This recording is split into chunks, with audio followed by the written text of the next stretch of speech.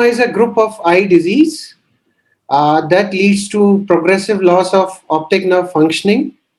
So there is rise in the intraocular pressure that causes damages to the optic nerve. And as we all know, that optic nerve is responsible for vision.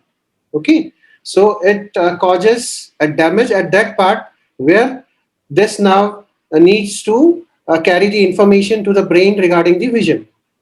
So this is glaucoma in a layman's language. Although there are a lot of complicated definitions, but this is the simplest way I can put regarding glaucoma.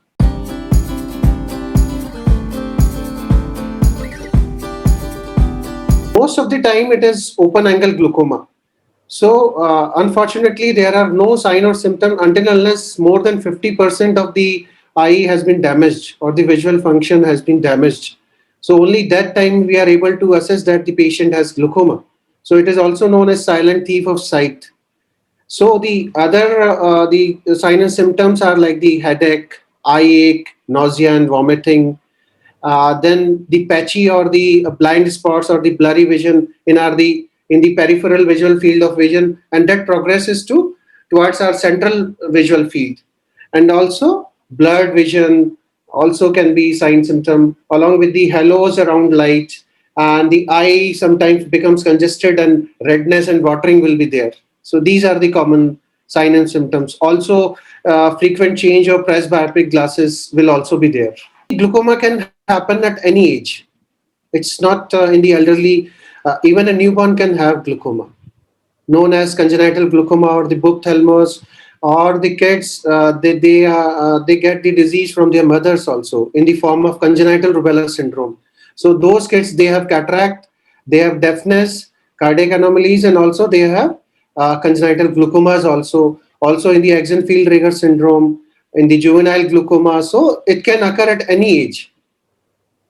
But you are talking about age, so it is more common after 40 years of age group, and it becomes more common after 60 years of age group.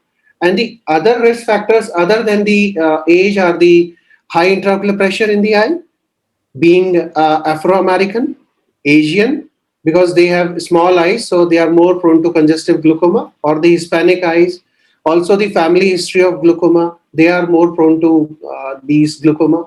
And the comorbidities like the diabetes mellitus, hypertension, sickle cell anemia, and the chronic smokers, high myopes, and the patients having thin corneas, and the patient who have some ocular injuries. And the ocular injury leads to a type of secondary glaucoma known as angle recession glaucoma.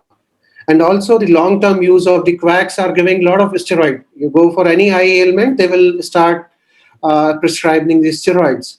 So the long-term use of steroids, that also leads to steroid responding glaucoma.